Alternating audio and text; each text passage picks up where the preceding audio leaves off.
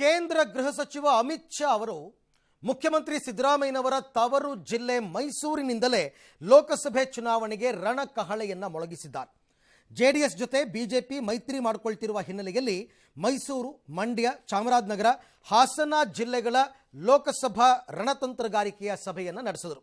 ಹಳೆ ಮೈಸೂರು ಭಾಗದಲ್ಲಿ ಜೆಡಿಎಸ್ಗೆ ಕ್ಷೇತ್ರ ಬಿಟ್ಟುಕೊಡುವ ಬಗ್ಗೆ ಬಿಜೆಪಿಯ ಲೋಕಲ್ ಲೀಡರ್ಗಳ ರೆಬಲ್ ಮಾತಿಗೆ ಅಮಿತ್ ಶಾ ಅವರು ಖಡಕ್ ವಾರ್ನಿಂಗ್ ಅನ್ನು ರವಾನಿಸಿದ್ದಾರೆ.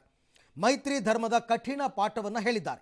ಮೈಸೂರಿನ ಖಾಸಗಿ ಹೋಟೆಲ್ನಲ್ಲಿ ನಡೆದ ಕೋರ್ ಕಮಿಟಿ ಸಭೆ ಮತ್ತು ಕ್ಲಸ್ಟರ್ ಸಭೆಯಲ್ಲಿ ಅಮಿತ್ ಶಾ ಕೊಟ್ಟ ಎಚ್ಚರಿಕೆಯ ಇನ್ಸೈಡ್ ಡೀಟೇಲ್ಸ್ ಅನ್ನು ನಾವೀಗ ಒಂದೊಂದಾಗಿ ನೋಡ್ತಾ ಹೋಗೋಣ.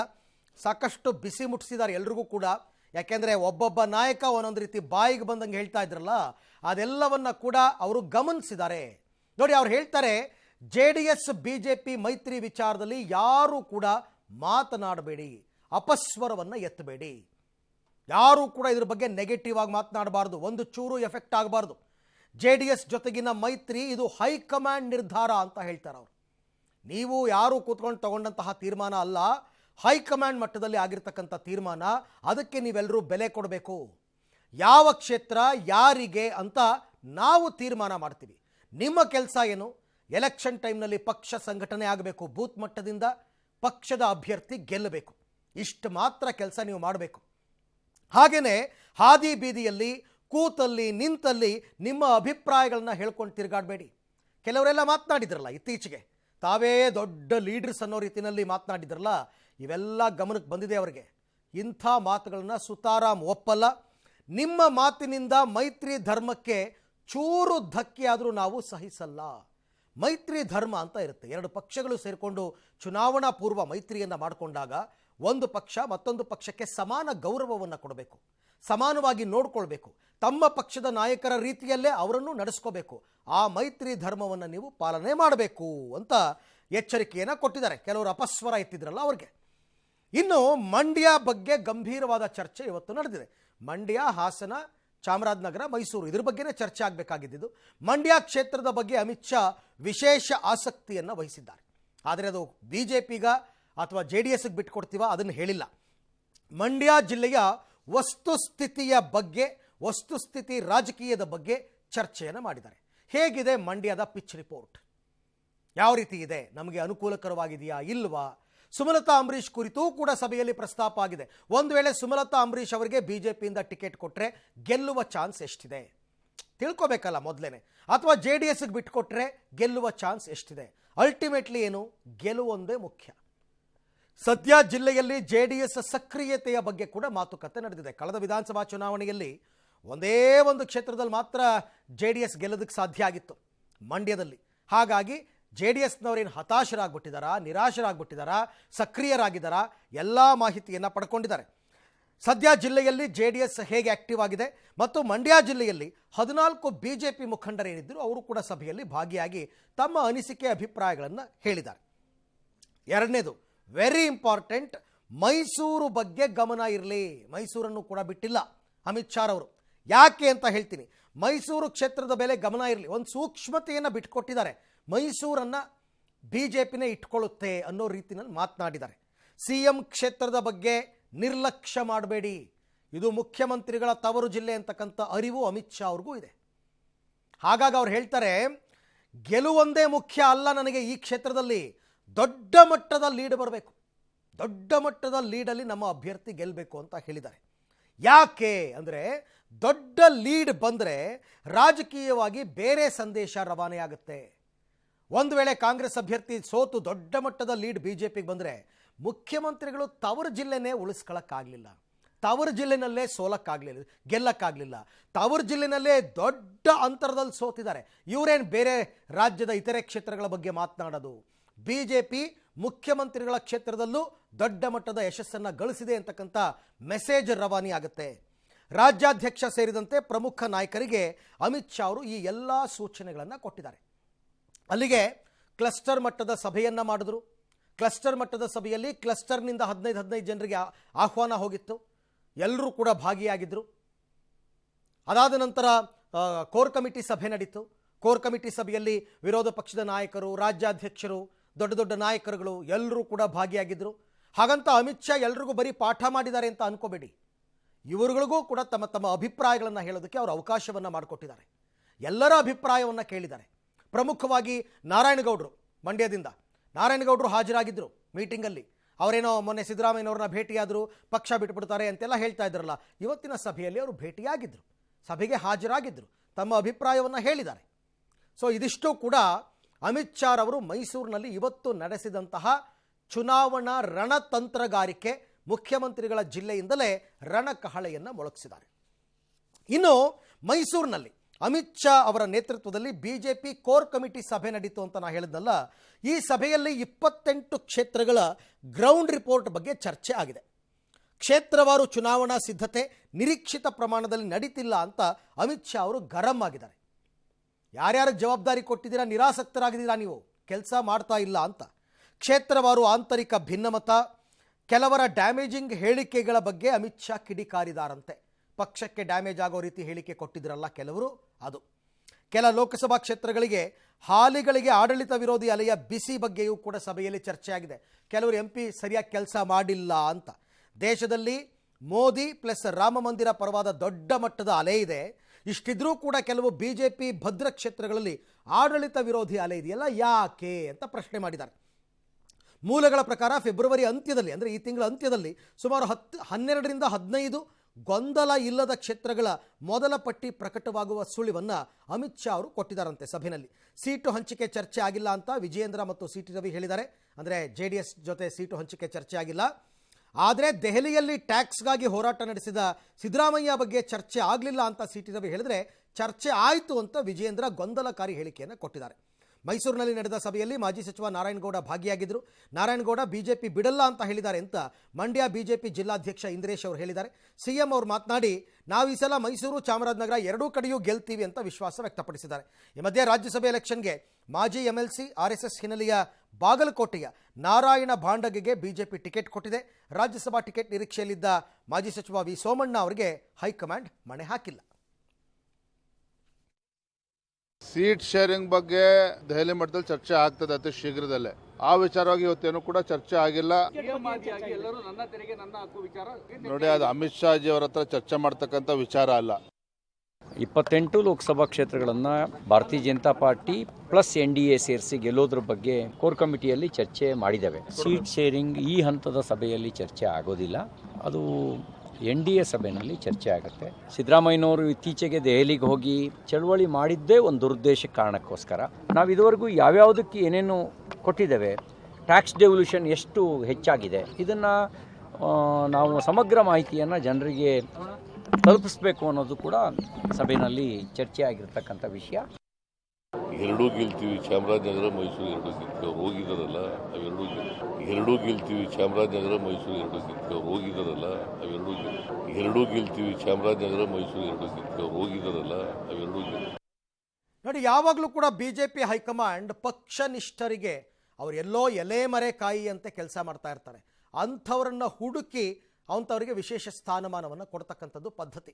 ಈ ಬಾರಿ ರಾಜ್ಯಸಭೆಗೆ ವಿ ಸೋಮಣ್ಣ ಅವರು ಬಹಳಷ್ಟು ಪ್ರಯತ್ನ ಪಟ್ಟಿದ್ದರು, ನನ್ನನ್ನು ಕನ್ಸಿಡರ್ ಮಾಡಿ ಅಂತ. ಯಾಕೆಂದರೆ BJPಗೆ ರಾಜ್ಯ ವಿಧಾನಸಭೆಯಲ್ಲಿರ್ತಕ್ಕಂಥ ಶಾಸಕರ ಸಂಖ್ಯೆಗೆ 1 ಗೆಲುವು ಪಕ್ಕ ಅಂತ ಆಗಿದೆ. ಹಾಗಾಗಿ ಸೋಮಣ್ಣ ಅವರು ಟ್ರೈ ಮಾಡಿದರು, ದೆಹಲಿಗೆ ಹೋಗಿದ್ದರು, ಎಲ್ಲ ದೊಡ್ಡ ದೊಡ್ಡ ನಾಯಕರನ್ನ ಭೇಟಿ ಮಾಡ್ಕೊಂಡು ಬಂದರು. ಆದರೂ ಸೋಮಣ್ಣ ಅವರಿಗೆ ಮಣೆ ಹಾಕಲಿಲ್ಲ. ಯಾರು ಈ ಸರ್ತಿ ನಾರಾಯಣ ಭಾಂಡಗೆ ಅಂತ, ಇವರು RSS ಮೂಲದವರು, ಮಾಜಿ MLC ಕೂಡ ಹೌದು.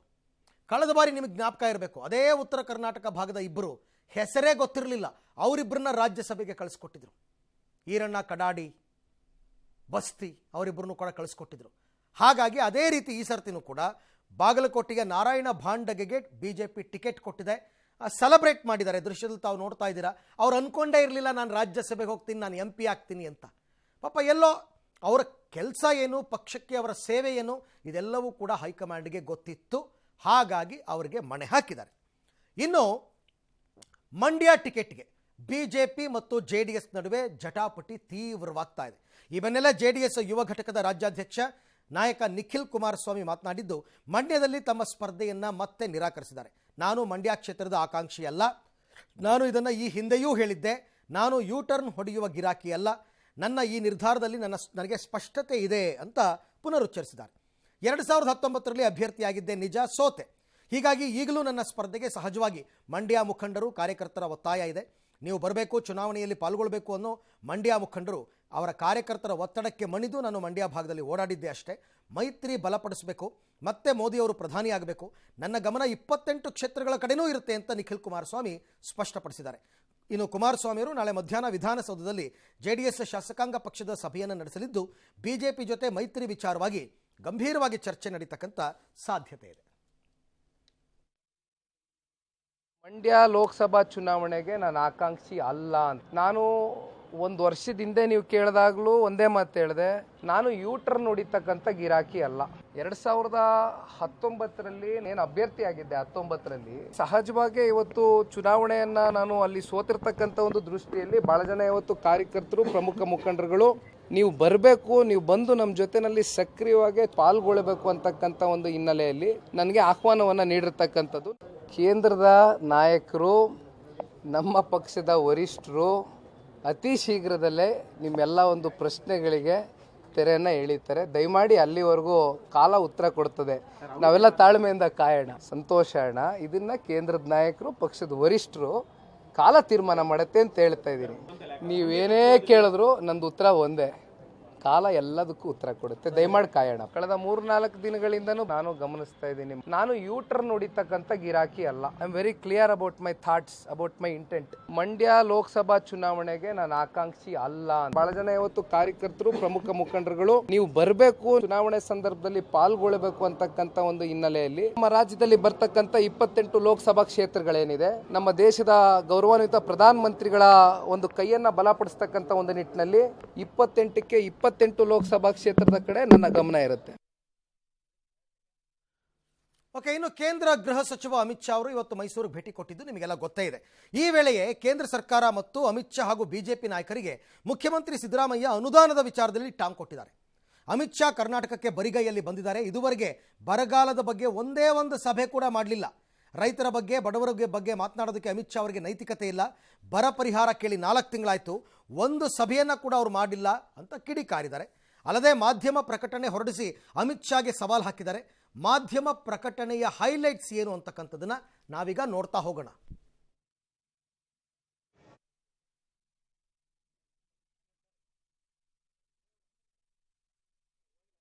ಅಮಿತ್ ಶಾ ಗ್ಯಾರಂಟಿ ಯೋಜನೆಗಳಿಂದ ಬೊಕ್ಕಸ ಖಾಲಿಯಾಗಿದೆ ಅಂತ ಹೇಳಿದ್ದಾರೆ. ಅವ್ರು ಹೇಳ್ತಾ ಇರ್ತಕ್ಕಂಥದ್ದು ಅಂದರೆ ಸವಾಲು ಹಾಕಿರೋದು ಮುಖ್ಯಮಂತ್ರಿಗಳು. ಅಮಿತ್ ಶಾ ಗ್ಯಾರಂಟಿ ಯೋಜನೆಗಳಿಂದ ಬೊಕ್ಕಸ ಖಾಲಿಯಾಗಿದೆ ಅಂತ ಹೇಳಿದ್ದಾರೆ. ಅಂದರೆ ನಾವು ಕೊಟ್ಟ ಗ್ಯಾರಂಟಿ ಯೋಜನೆಗಳಿಂದ ನಮ್ಮ ಸರ್ಕಾರದ ಬಗ್ಗೆ ಇರುವ ಈರ್ಷ್ಯೆಯನ್ನು, ಸಿಟ್ಟನ್ನು, ಕೋಪವನ್ನು ಹೊರಗೆ ಹಾಕಿದ್ದಾರೆ. ಇದು ಅಮಿತ್ ಶಾ ಅವರ ಖಚಿತ ಅಭಿಪ್ರಾಯವೇ ಆಗಿದ್ದರೆ, ನಮ್ಮ ಗ್ಯಾರಂಟಿಗಳಿಂದಲೇ ಬೊಕ್ಕಸ ಖಾಲಿಯಾಗಿದೆ ಅನ್ನೋದು ನಿಜವೇ ಆಗಿದ್ದರೆ ನನ್ನ ಜೊತೆ ಬಹಿರಂಗ ಚರ್ಚೆಗೆ ಬರಲಿ. ಇದು ಪ್ರತಿ ಸಾರ್ತಿ ಮೋದಿ ಅಮಿತ್ ಶಾ ಬಂದಾಗೆಲ್ಲ ಮುಖ್ಯಮಂತ್ರಿಗಳು ಇದು ಹೇಳ್ತಿರ್ತಾರೆ. ಗ್ಯಾರಂಟಿ ಯೋಜನೆಗಳಿಂದ ನಮ್ಮ ಖಜಾನೆ ಭರಿದಾಗಿಲ್ಲ ಇವ್ರು ಹೇಳ್ತಾ ಇರೋದು.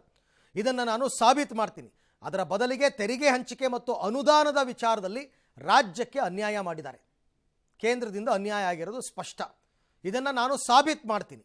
ಇದು ಅಮಿತ್ ಶಾಗೆ ನನ್ನ ಸವಾಲು ಕೂಡ ಹೌದು. ಅವ್ರು ಸವಾಲು ಹಾಕಿದ್ದಾರೆ ಮುಖ್ಯಮಂತ್ರಿಗಳು. ಕರ್ನಾಟಕದ ಗ್ಯಾರಂಟಿ ಯೋಜನೆಗಳನ್ನು BJP ವಿರೋಧ ಮಾಡ್ತಾ ಇದೆ. ಆದರೆ ತಮ್ಮ ಆಳ್ವಿಕೆಯ ರಾಜ್ಯಗಳಲ್ಲಿ ಅದೇ ಗ್ಯಾರಂಟಿ ಜಾರಿಯ ಭರವಸೆಯನ್ನು ಕೊಟ್ಟಿದ್ದಾರೆ. ಇತ್ತೀಚೆಗೆ ಪಂಚರಾಜ್ಯಗಳ ಚುನಾವಣೆ ಮುಕ್ತಾಯ ಆಯ್ತಲ್ಲ, ಅಲ್ಲಿ ನೀವು ಕೊಟ್ಟಿದ್ರಿ ಗ್ಯಾರಂಟಿ ಯೋಜನೆಗಳನ್ನು.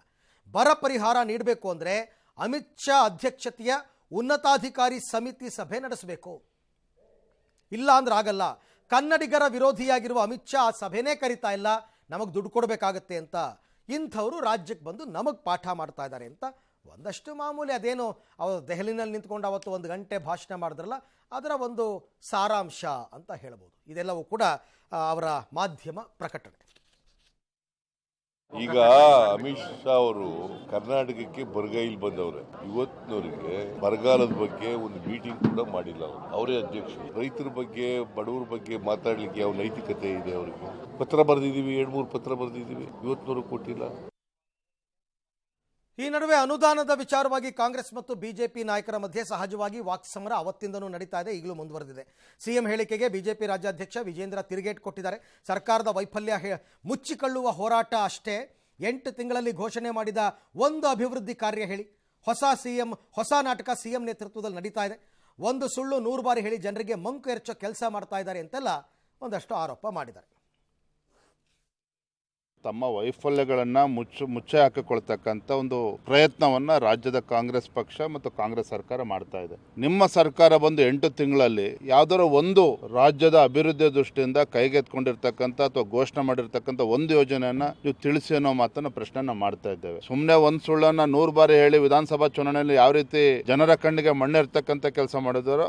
ನಾವು ಯಾವುದು ಭಿಕ್ಷೆ ಕೇಳ್ತಾ ಇಲ್ಲ. ದೇಶದಲ್ಲಿ 2ನೇ ಅತಿ ಹೆಚ್ಚು ತೆರಿಗೆಯನ್ನ ಕಟ್ತಕ್ಕಂತ ರಾಜ್ಯ. ಹಾಗಾಗಿ ಗೃಹ ಸಚಿವರಿಗೆ ನಮ್ಮ ರಾಜ್ಯದಿಂದ ರೈತರ ಪರಿಸ್ಥಿತಿ ಗಂಭೀರವಾಗಿರೋದನ್ನ ಪರಿಗಣಿಸಿ ಬರ ಪರಿಹಾರಕ್ಕೆ ಏನು ಹಣ ಬಡಬೇಕು ಅದನ್ನ ಹಿಂದೆ ಘೋಷಣೆ ಮಾಡಬೇಕು. ಬಿಜೆಪಿಯವರು ಇರ್ಬೋದು, ಜನತಾದಳದವರು, ಅವರು ಕೂಡ ರಾಜ್ಯದ ಜನಗಳ ಬಗ್ಗೆ ಏನಾದ್ರೂ ಕಾಳಜಿ ಇದ್ದಲ್ಲಿ ಇವತ್ತು ಗೃಹ ಸಚಿವರ ಸಮಯವನ್ನ ಪಡ್ಕೊಂಡು ಅವರು ಕೂಡ ನಮ್ಮ ರಾಜ್ಯಕ್ಕೆ ಬರ ಪರಿಹಾರ ಬರಬೇಕು, ಇದನ್ನ ಇವತ್ತೇ ಅವರು ಘೋಷಣೆ ಮಾಡಿಸ್ಬೇಕು. ಈ ದೇಶದ ಹಣಕಾಸಿನ ಸಚಿವರು ಸುಳ್ಳು ಹೇಳ್ತಾರೆ ಅಂದರೆ ಅದಕ್ಕಿಂತ ದೊಡ್ಡ ಅನಾಹುತ ಯಾವುದೂ ಇಲ್ಲ. ಕರ್ನಾಟಕನ ಮಲತಾಯಿ ಧೋರಣೆಯನ್ನು ಕರ್ನಾಟಕಕ್ಕೆ ಮಾಡ್ತಾ ಇದ್ದಾರೆ. ಅವರು ಬಂದೇ ಬರ್ತಾರೆ, ಯಾವಾಗಲೂ ಚುನಾವಣೆ ಇದ್ದಾಗ ಹೆಚ್ಚು ಬರ್ತಾರೆ ಪ್ರಧಾನಮಂತ್ರಿಗಳು. ಈಗ ಅವ್ರದ್ದು ಕೂಡ TP ಬರುತ್ತೆ ಇಷ್ಟರಲ್ಲಿ.